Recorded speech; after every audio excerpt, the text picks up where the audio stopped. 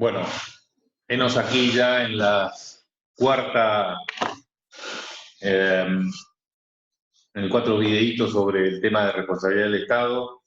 Ya en la tarde por aquí ya puse un tema de Casa Rosada de fondo como para que vean de la visión del frente, para variar un poco. Y nada, vengo de una reunión con mi jefe, que es Peris. Están trabajando en temas de reforma judicial, entretenidos, algunas cosas que tratan sobre la reforma al contencioso, que no estoy muy de acuerdo, pero que manda es el jefe. Vamos a volver a nuestro tema. Estamos charlando sobre la responsabilidad del Estado y sobre si en definitiva estábamos hablando de temas de derecho civil o administrativo. Habíamos pasado revista a nuestras principales argumentos para hablar de la responsabilidad del Estado como una responsabilidad de derecho administrativo.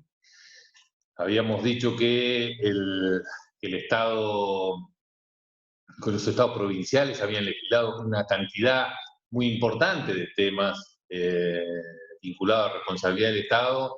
Había hablado ya que todos estos temas de error judicial, limitaciones administrativas de la propiedad, responsabilidad en los marcos contractuales de servicios públicos también, porque, como decíamos, la función administrativa es ya el corazón del derecho administrativo, y el ejercicio de la función administrativa por parte de los concesionarios de servicios públicos hace que se le aplique el derecho administrativo, y todos los marcos regulatorios de las provincias sobre sus servicios públicos provinciales, como decíamos, el de distribución eléctrica, por ejemplo, o los de agua, y tantos otros que están regulados por leyes locales, no había ningún problema. Pero también, yendo y viniendo para la reunión de la que acabo de retornar, me acordé de los otros temas que no había puesto. Las constituciones. Hay constituciones del derecho público provincial de los 90, que fue bastante prolífico en reformas constitucionales, como todas las que estamos ahí, de Catamarca, Córdoba, Santa Fe, Santiago del Estero, Tucumán, Misiones, tienen responsabilidad de los funcionarios públicos, responsabilidad del Estado regulada en sus propias constituciones. ¿No hemos horrorizado? No, nunca jamás. Entonces, ahora, digamos, este grito de desesperación ante la extracción de la parte de responsabilidad del Estado dentro del Código Civil, me parece que responde más a una cuestión de la propia quinta civilista que se vio atacada, por lo que ahora le voy a contar de cómo fue esa última extracción de la parte del Código Civil, perdón, la parte de responsabilidad del Estado del nuevo Código Civil. Y la aplicación analógica, no directa del derecho civil, es un clásico del derecho administrativo en todas las áreas que se nos ocurre, y también es la que se empleó en el tema de responsabilidad del Estado, y nunca nadie se horrorizó, o nunca nadie pretendió, por ejemplo, que las analogías, perdón, las nulidades del derecho civil eran nulidades que tenían que ser de derecho civil. No, se la adecuaba conforme las características propias del derecho administrativo, pero siempre por vía analógica y nunca por aplicación directa, más allá que el Código Civil tenía un régimen de nulidades propio, totalmente diferente al del derecho civil. Y más allá de todo esto, hubieron dos golpes mortales, legales, muy importantes a la posición civilista, por llamarlo de alguna manera, de la responsabilidad del Estado. La primera, que la pongo después, es la eliminación del Código Civil del capítulo de responsabilidad del Estado. Y por otro lado, la sanción de la ley 26.944 de responsabilidad del Estado, en la cual expresamente se le confiere naturaleza especial, naturaleza de derecho administrativo, y se la refuerza con el último artículo de la norma, en la cual se invita a la ciudad de Buenos Aires y otras provincias a adherir a los términos de la ley, de la ley nacional, a fin de uniformar la legislación, o dándole implícitamente, primero, este poder, por ser una cuestión inherente a la autonomía provincial, y segundo, a la posibilidad de dictar su propia ley de responsabilidad del Estado. Y aquí vemos lo que pasó. Los artículos anteriores de que fueron reemplazados por los anteriores, me refiero, los del anteproyecto fueron reemplazados por estos. En el anteproyecto se regulaba la responsabilidad del Estado por actividad ilícita, la responsabilidad de los funcionarios y la responsabilidad objetiva por falta de servicio. Fue cambiada por esto, en donde se pone un sello muy claro a el carácter administrativo de la responsabilidad del Estado. Primero, reafirma que no son aplicables las normas del derecho civil en manera directa ni subsidiaria. Sí analógica, obviamente, pero no directa ni subsidiaria, que son dos cosas diferentes a la analogía. Luego, dice que la responsabilidad del Estado se rige por normas y principios de derecho administrativo nacional o local según corresponde. Volvemos a lo mismo. Nueva reafirmación de los principios de autonomía provincial, de ver al derecho administrativo como un derecho local y que se regulan por normas provinciales o nacionales según que las cosas o las personas caigan bajo su jurisdicción. Y finalmente, en cuanto a la responsabilidad del funcionario o del empleado público, se remite al derecho administrativo nacional o local según corresponda, con lo cual esta discusión aparece como sacada. Y digo aparece porque los muchachos civilistas están enfurecidos por esto. Miren lo que dijo en esta entrevista en La Nación Aida Kemmelmacher de Carlucci, que no solo que no le gustó, le dolió que se excluyera del Código Civil la responsabilidad del Estado. Ellos ven a la responsabilidad del Estado como una cuestión, a la responsabilidad como una cosa única y que debe ser regulado por un mismo estatuto, esta teoría única del responder. Después veremos si les paso algunos articulitos de Kemmelmacher. A mí me tocó estar en el año, lo estuve buscando porque no me acordaba, en el año 2016 en un debate en el Congreso de la Nación, donde estaba Aida. Señora muy amable, por cierto, con una tonada mendocina muy simpática y una mujer inteligentísima. Como problema mayor tiene que es muy amiga de mi ex mujer, y nada, la conozco porque paró muchas veces en lo que era mi ex casa. Pero una tipa simpaticísima, muy inteligente, etcétera. Pero con esto no quería saber nada, enfurecida, enojadísima, porque aparte eso ya estaba en el anteproyecto y fue quitado.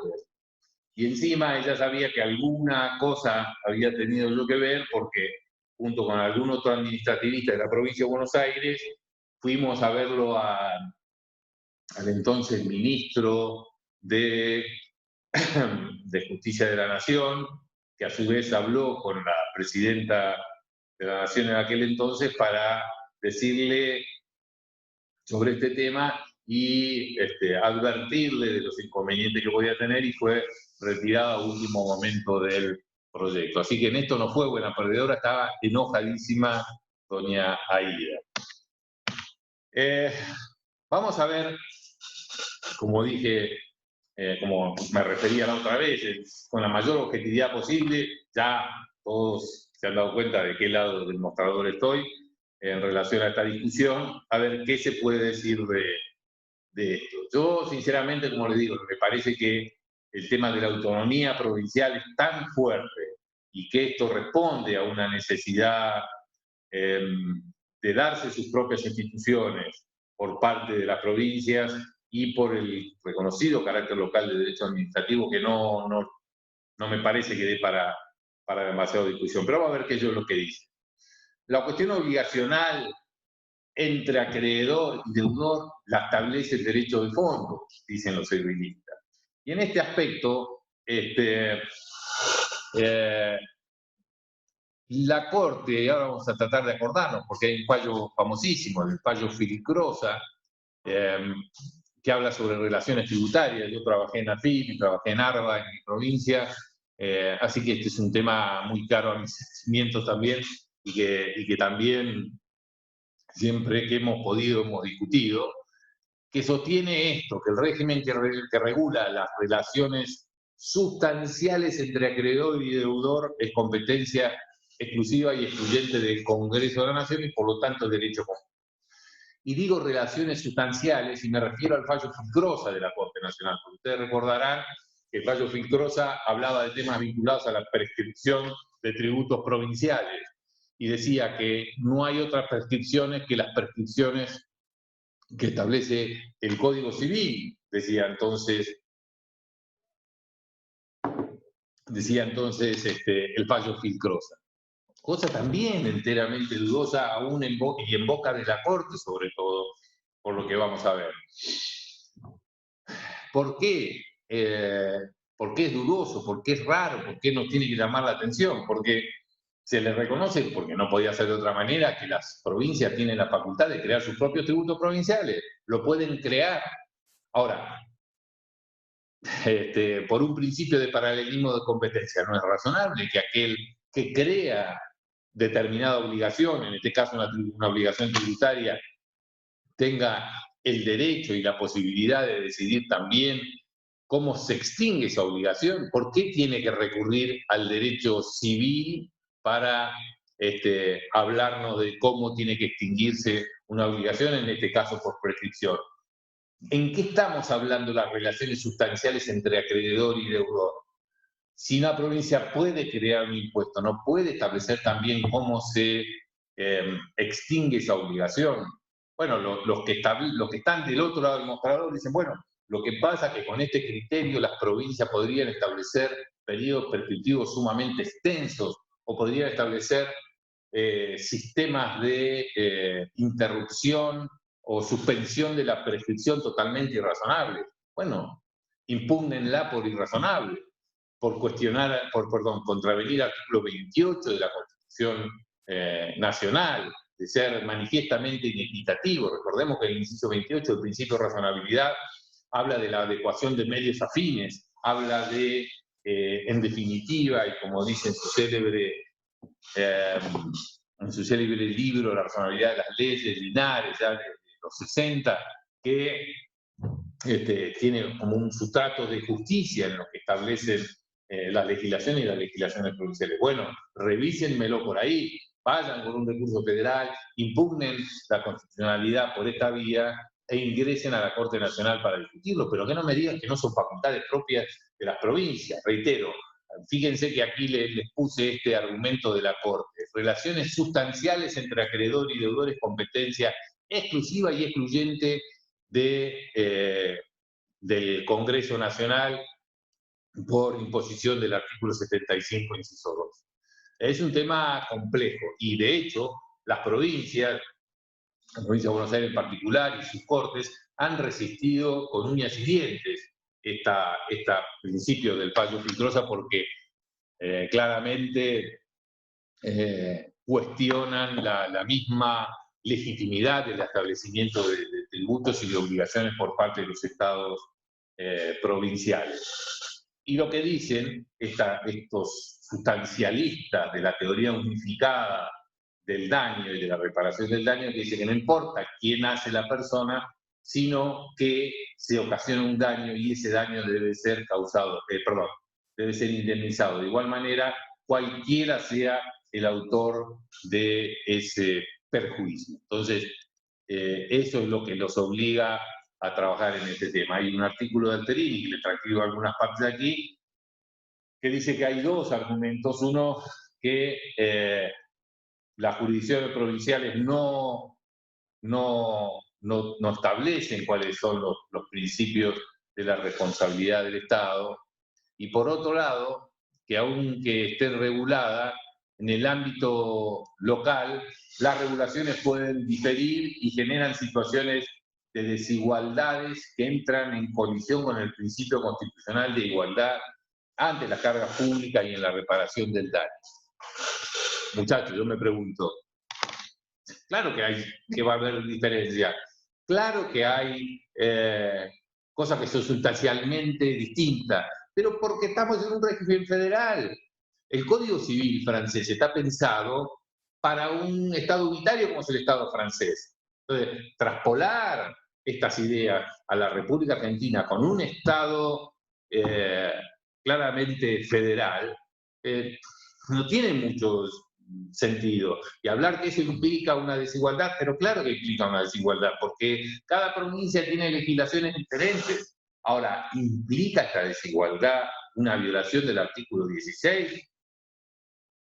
Hay que, digamos, si ustedes me dicen por dónde hay que buscar alguna cuestión para evitar un eventual abuso, que como lo ha habido y como la Corte ha anulado en materia de prescripción, por ejemplo, de obligaciones tributarias, es buscar por la vía de la razonabilidad o de el deber de garantizar la justicia o el derecho de defensa en juicio, ir por un agravio federal concreto. Pero no decir que hay un tema de desigualdad, porque es íncito a nuestro sistema que, habiendo regulaciones provinciales diferentes, claramente va a haber situaciones de diferencias en las regulaciones y por lo tanto diferentes consecuencias de cada uno de los regímenes del Estado provincial.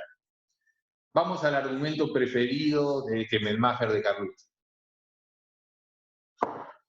¿Qué pasa si el argumento, muy efectista por cierto, y recuerdo ese debate, esa charla que tuvimos, estaba Perrino, Gordillo y yo, digamos, por decirlo de alguna manera, por la cancha de los civilistas, y con la camiseta civilista estaba, perdón, de los administrativistas, y con la camiseta civilista estaba Kemmelmacher, Pizarro y un Tarrafo, que era el diputado que proponía volver a la redacción anterior al Código Civil. Entonces el argumento, reitero, muy efectista que usaba Kemmelmacher, y que lo citan varios escritos, dice que, a ver, ¿se puede establecer una diferencia entre la reparación que se le da a un ciudadano que camina por la calle, que lo pisa una ambulancia pública o una ambulancia privada, una ambulancia de un hospital público, una ambulancia de una clínica privada? Lo que ella dice es, esto es contrario a la Constitución Nacional porque el daño es el mismo, pero la reparación puede ser diferenciada. Lo mismo en relación a los temas de mala praxis o lo mismo en relación a cualquier acto ilícito causado por el Estado a través de su dependencia. Y yo reitero, el argumento es efectista, es fuerte y está bueno, digamos, para un debate. Ahora, yo me pregunto, ¿no podría establecer, ahora tenemos una crisis sanitaria en el medio? El Estado argentino destina muchísimos recursos a su sistema de salud. Un sistema de salud gratuito, por cierto, que se compromete a brindar y que también genera responsabilidad por incumplimiento de servicio o por falta de servicio si no lo presta en condiciones. Ahora, ¿no podría establecer algún régimen especial de reparaciones, teniendo en cuenta esta contraparte, este contrapeso clásico que es en el derecho administrativo ver las dos caras, digamos, los derechos de los particulares, contraponiéndolo con la necesidad de satisfacer las necesidades públicas? ¿No podría haber un régimen de limitación de responsabilidad por un servicio que se brinda gratuitamente?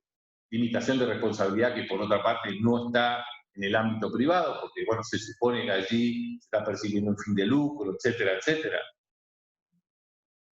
Yo le pregunto, ¿no existe esa posibilidad? Les recomiendo también que piensen o que relean el fallo Aquino. El fallo Aquino, recuerdan, es aquel que habla de la limitación de responsabilidad en los casos de las ART, que para mí tiene un grave problema, que es cuando la Corte escribe demasiado. Recuerden el tema Aquino, les recomiendo que lo lean, en donde prácticamente allí, no solo dentro del derecho laboral, sino lo escribe con palabras y argumentos tan fuertes y tan amplios, pareciera ser que no podría establecerse ningún régimen expreso de limitación de responsabilidad y que la reparación tiene que ser plena en todo momento y en todo lugar. ¿Qué pasa con la responsabilidad aeronáutica, que sigue muerta de risa a pesar de que ya hace 10 años se declaró la constitucionalidad de la ley de RT? ¿Qué pasa con algunos otros sistemas de limitación de responsabilidad que rigen en otros ámbitos, como el derecho de la navegación, son inconstitucionales por sí mismos. ¿Estas son razonables o no son razonables estas limitaciones que se imponen? O limitaciones de cobertura en materia de seguros, que tienen una ecuación económica atrás muy consistente y razonable también, porque si no los costos de los seguros se irían a la estratosfera. Entonces, como vemos, es un buen argumento en la discusión, pero yo no creo que pueda nivelar la balanza, porque esto de que se dan situaciones diferentes ante daños idénticos, bueno, y esto pasa en muchísimas actividades. Por ejemplo, pensemos en los regímenes de derecho de empleo público de cada una de las provincias. ¿Son diferentes? Claro que son diferentes. Pero por lo lógico, porque estamos hablando de temas de derecho público, porque estamos hablando del artículo de las facultades provinciales que se han resguardado para sí mismas. Y estamos hablando de poder público, de contrataciones públicas. Entonces, es lógico que exista esto. Sería lógico que por ley provincial se regulen algunas limitaciones a las responsabilidades en materia de servicios públicos. Bueno, lo que les propongo es, hagamos este video corto, así no pesa tanto, así no le damos tiempo para que se vayan a tomar un cafecito y vayamos a charlar ahora de lo que pasa en materia de responsabilidad del Estado vinculado, o la responsabilidad vinculado al tema de servicio público. Así que hagamos un cortecito y seguimos en un rato, muchachos. Hasta luego.